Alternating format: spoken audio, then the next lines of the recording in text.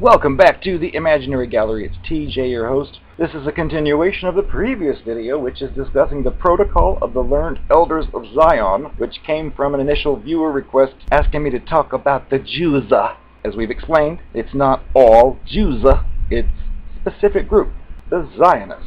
This document, as you recall, is claimed to be fabricated, even though it's pretty accurate. We left off on the third protocol, and we're still in the third protocol. We support communism. The people, under our guidance, have annihilated the aristocracy, who were their one and only defense and foster mother for the sake of their own advantage, which is inseparably bound up with the well-being of the people. Nowadays, with the destruction of the aristocracy, the people have fallen into the grips of merciless money-grinding scoundrels who have laid a pitiless and cruel yoke upon the necks of the workers. We appear on the same scene as alleged saviors of the worker from this oppression when we propose to him to enter the ranks of our fighting sources, socialists, anarchists, communists, to whom we always give support in accordance with alleged brotherly rule of the solidarity of all humanity, of our social masonry, the aristocracy, which enjoyed by law the labor of the workers, was interested in seeing the workers were well fed, healthy, and strong. We are interested in just the opposite, in the diminution, the killing out of the goyim. Our power is in the chronic shortness of food and physical weakness of the worker, because by all that this implies, he's made the slave of our will, and he will not find in his authorities either strength or energy to set against our will. Hunger creates the right of capital to rule the worker more surely than it was given to the aristocracy by the legal authority of kings. By want and the envy and hatred which it engenders, we shall move the mobs, and with their hands we shall wipe out all those who hinder us on our way. When the hour strikes for our sovereign Lord of all the world to be crowned, it is these same hands which will sweep away everything that might be a hindrance thereto. The goyim have lost the habit of thinking unless prompted by the suggestions of our specialists. Therefore, they do not see the urgent necessity of what we, when our kingdom comes, shall adopt at once. Namely this, that it is essential to teach in national schools one simple true piece of knowledge, the basis of all knowledge, the knowledge of the structure of the human life, social existence, which requires division of labor, and consequently the division of men into classes and conditions. It is essential for all to know that owing to difference in the objects of human activity, there cannot be any equality. This hatred will be still further magnified by the effects of economic crises, which will stop dealing on the exchanges and bring industry to a standstill. We shall create by all the secret subterranean methods open to us, and with the aid of gold, which is all in our hands, a universal economic crisis whereby we shall throw upon the streets whole mobs of workers simultaneously in all the countries. Quotes, ours, end quote, they will not touch, because the moment of attack will be known to us, and we shall take measures to protect our own. Ever since that time we have been leading the peoples from one disenchantment to another, so that in the end they should turn also from us in favor of that king despot of the blood of Zion, whom we are preparing for the world. At the present day we are, as an international force, invincible, because if attacked by some, we are supported by other states. It is the bottomless rascality of the goyim peoples who crawl on their bellies to force, but are merciless towards weakness, unsparing to faults and indulgent to crimes, unwilling to bear the contradictions of a free social system, but patient unto martyrdom under the violence of a bold despotism. It is those qualities which are aiding us to independence. It is explained by the fact that these dictators whisper to the peoples through their agents that through these abuses they are inflicting injury on the state with the higher purpose, to secure the welfare of the peoples, the international brotherhood of them all, their solidarity and equality of rights. Naturally, they do not tell the people that this unification must be accomplished only under our sovereign rule. The word freedom brings out the communities of men to fight against every kind of force, against every kind of authority, even against God and the laws of nature. For this reason, when we come into our kingdom, shall have to erase this word from the lexicon of life as implying a principle of brute force which turns mobs into bloodthirsty beasts.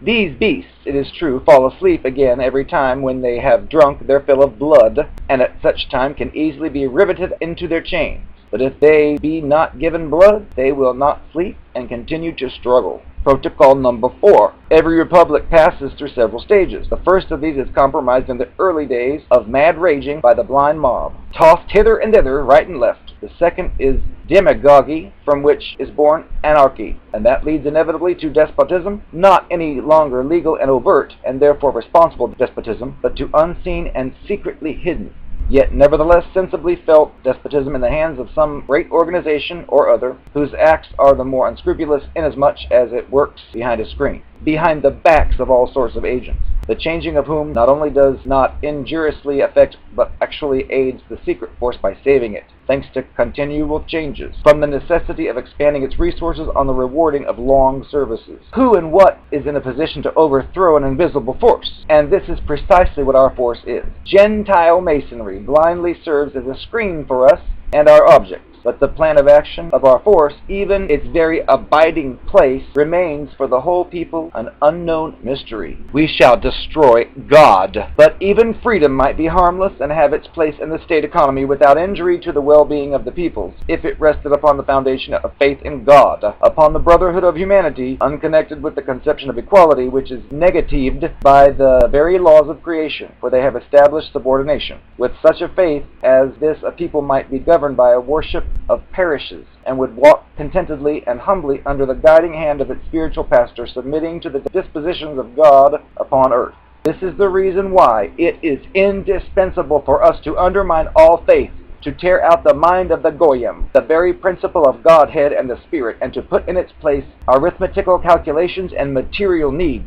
In order to give the Goyim no time to think and take note, their minds must be diverted towards industry and trade. Thus, or in this day and age, smartphones and technologies. Thus, all the nations will be swallowed up in the pursuit of gain, and in the race for it will not take note of their common foe. But again, in order that freedom may once for all disintegrate and ruin the communities of the Goyim, we must put industry on a speculative basis. The result of this will be that what is withdrawn from the land by industry will slip through the hands and pass into speculation, that is, to our classes. The intensified struggle for superiority and shocks delivered to economic life will create, nay, have already created, disenchanted, cold, and heartless communities. Such communities will foster a strong aversion towards the higher political and towards religion. Their only guide is gain, that is gold, which they will erect into a veritable cult, for the sake of those material delights which it can give. Then will the hour strike when, not for the sake of attaining the good, not even to win wealth, but solely out of hatred towards the privileged, the lower classes of the Goyim will follow our lead against our rivals for power, the intellectuals of the Goyim.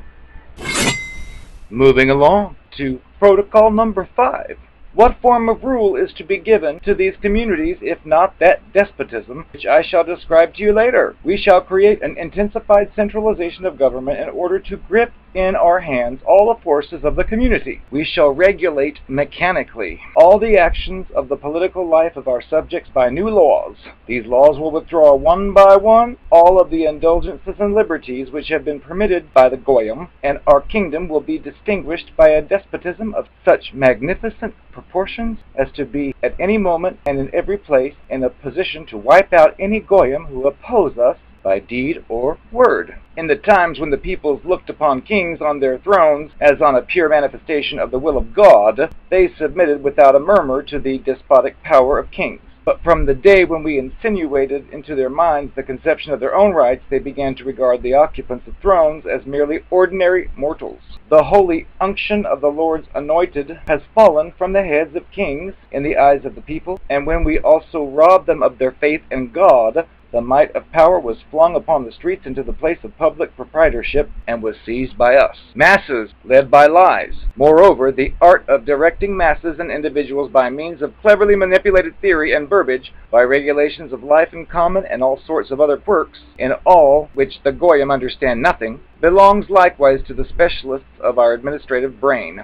Reared on analysis, observation, on delicacies of fine calculation, in this species of skill we have no rivals, any more than we have either in the drawing up of plans of political actions and solidarity. In this respect the Jesuits alone might have compared with us.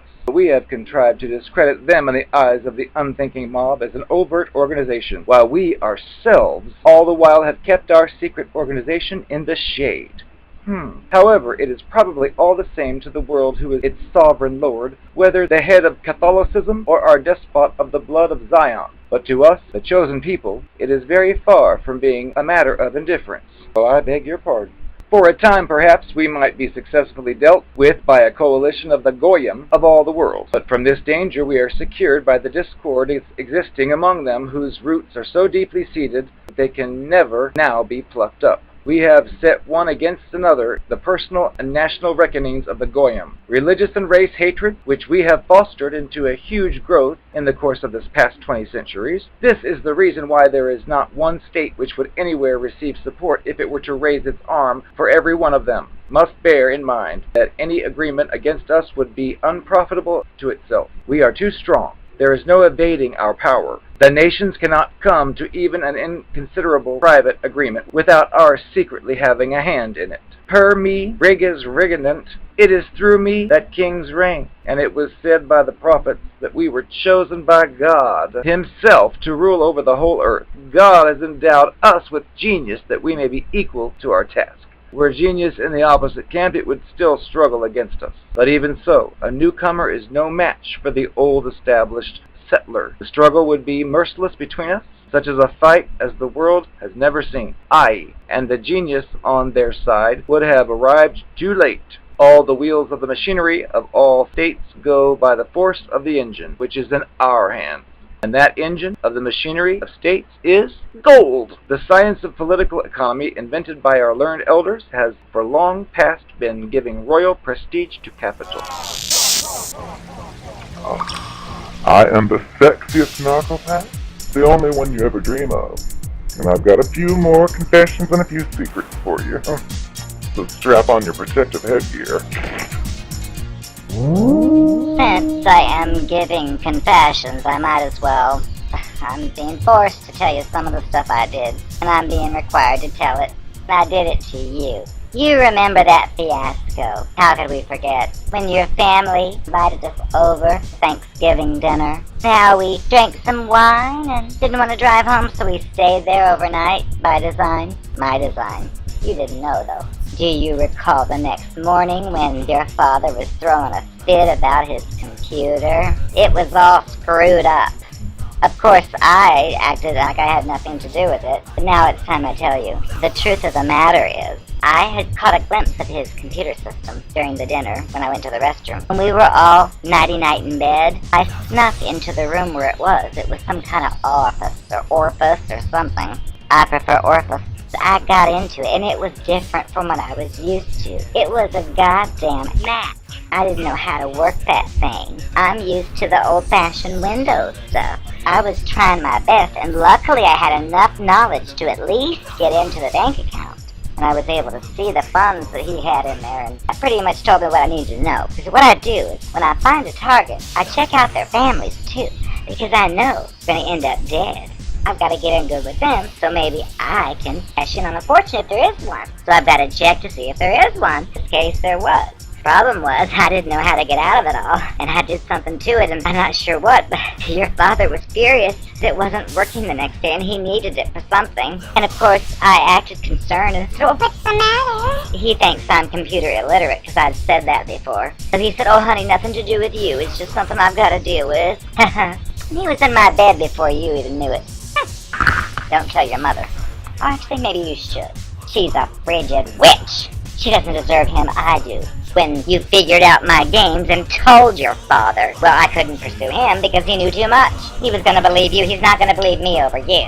I knew that. So I had to go to a new family, and I really wanted that fortune he had. I could have gotten myself some nice upgrades. You know what I mean? You deserve it that you're not with me now. We made a deal. Come on and tell it. Fine. I'll tell it. We're on the air anyway. That's okay, carry on. Another confession I've got to tell you. After I discarded you, and I frequented the nightclub that you like to go to, it was a real crowded night.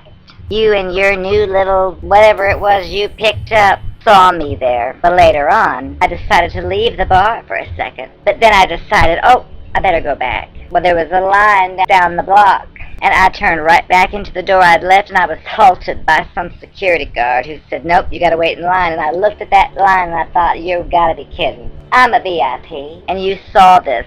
I knew you were there, but I pretended like I didn't see you." But I got angry, and I put my dukes up, and I was yelling, insulting the security guy, calling him a fake policeman, because he looked like a rent-a-cop. You heard me say hateful things in a hateful voice, which you weren't used to. Well, if you need to know why, it's because I feel entitled. I don't know why it is, but I'm just more special than you and anybody else. If there's a long line to a nightclub that I want to go to, and I leave for a second, I expect to go right back in. I'm not going to wait in line like all the other fools. I'm what you could consider to be royalty. Things you regular Goyim people can't do, I do get to do. If it was you, well, of course you have to go back to the back of the line. For me, no. I deserve special treatment. And that stupid doorman didn't give it to me, nor did that fake policeman. So I found his car, and I put some sugar in his gas tank. How do you like that? And I laughed when he tried to start his car and had trouble. He deserved it. He should not have crossed the Narcopath. See? I'm a very complex individual. Too bad it didn't work out with us. I could teach you a thing or two.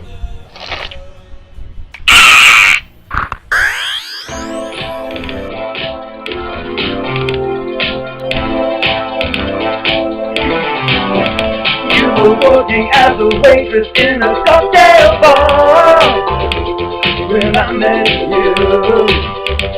I picked you out, I shook you up and turned you around, turned you into someone new. Now 5 years later on, you got the world at your feet. Success has been so easy for you. But don't forget, it's me who put you where you are now, and I can put you back down too. Don't you want me? You know I can't believe it when I hear that you won't see me. Don't you want me? You know I can't believe you when you say that you don't need me. Much late far. If you think you change your mind, you better change it back or we will both be sorry. Don't you want me, baby?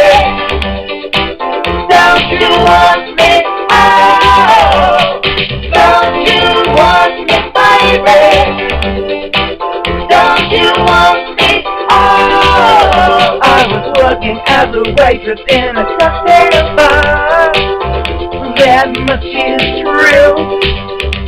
But even then I knew I'd find a much better place, either with or without you. So 5 years behind has been such good times. I still love you, but now I think it's time to live my life on my own. I guess it's just what I must do. Don't you want me? You know I can't believe it when I hear that you won't see me. Don't you want me? You know I don't believe you when you say that you don't need me. Much less far. If you think you change your mind, you better change it back or